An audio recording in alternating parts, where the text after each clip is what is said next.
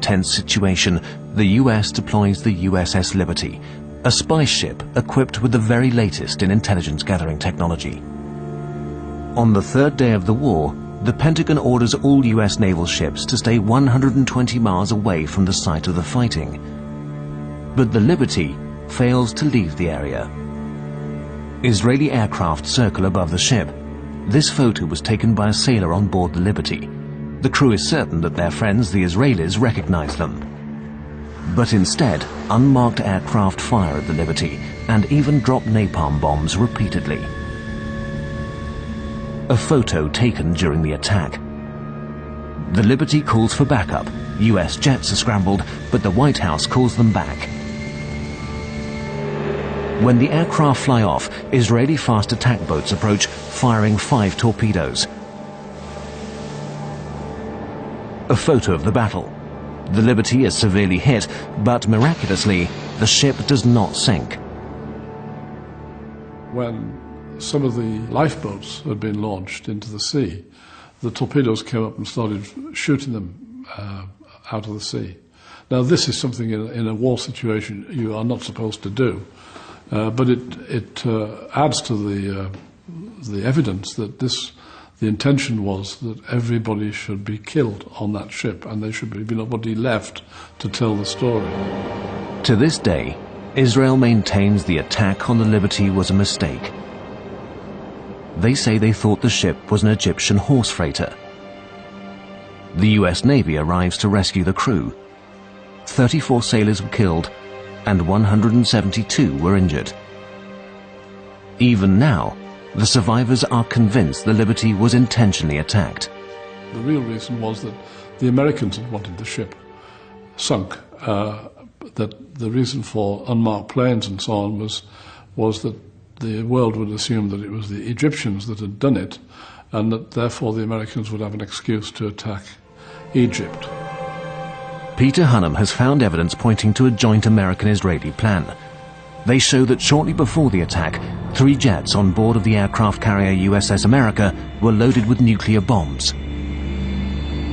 When they thought the Liberty was sinking, the Americans had planned and set in motion an attack by 3 fighter bombers that took off from an aircraft carrier in the Mediterranean, where the 6th Fleet were based, on Cairo with thermonuclear weapons. Witnesses on board the aircraft carrier confirmed that the jets were loaded with armed nuclear munitions, and they took off towards Cairo, according to Hunnam's research. Israel denies that version of events. It says there was never a secret plan with the Americans. President Johnson, over the hotline, informed the Soviets. One of our ships has been attacked, and we're taking measures to find out who did it and to take action if necessary against them. Whether they were nuclear or not is again something that people have imputed, but I don't think has been actually documented. One would have to think, whom would you drop those weapons on? Peter Hunnam thinks the intended targets would have been military bases in Cairo. The Liberty was meant to be the pretext for defeating President Nasser in a war. There's absolutely no doubt from the research I did, talking to people who actually saw these planes with the nuclear weapons launched, that this actually happened. About 2 or 1.5 minutes before they were due to detonate these bombs, they got over Egyptian soil when they were called back. At that point, the United States military forces were already on alert. Before the attack on the Liberty happened, all the nuclear defense shield of the US, which consisted of bombers standing on the runways all over the world, actually, ready to launch an attack on the Soviet Union, all that was in place, ready to launch an attack. The US military commanders had planned ahead, globally. Among the possible targets for American bombers in the event of a nuclear war were the Soviet Union and China. The People's Republic should not be left to profit from a US-Soviet war. That is the inhuman logic of the Cold War. Did President Johnson really act so ruthlessly? The most important documents on the Liberty attack remain classified today. Until now, the superpowers had always been portrayed as helping to de-escalate conflicts in the Middle East, but apparently they were driving forces in the background. Israel and the United States have been close allies since 1967, despite or because of the Liberty. 2 years later, Israeli Prime Minister Golda Meir and US President Richard Nixon reach a clandestine agreement. Israel is now allowed to be a nuclear power.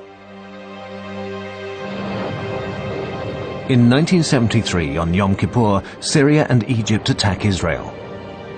They advance quickly, and Israeli troops run low on ammunition.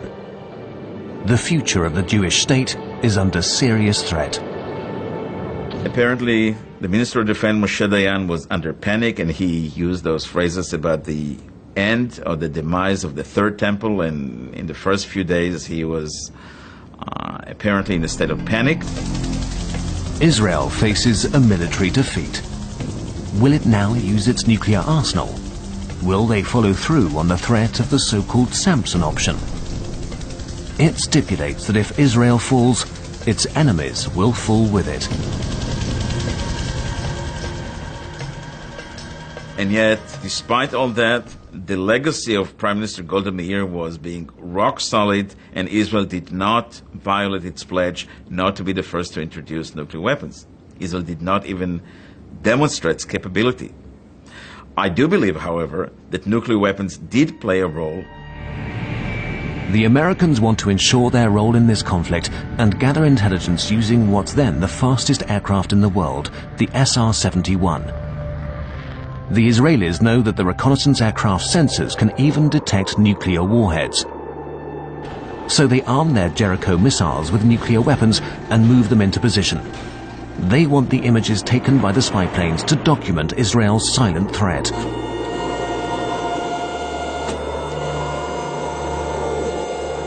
We see activity at their Jericho sites, and we see some activity at the bunkers where they probably have nuclear weapons.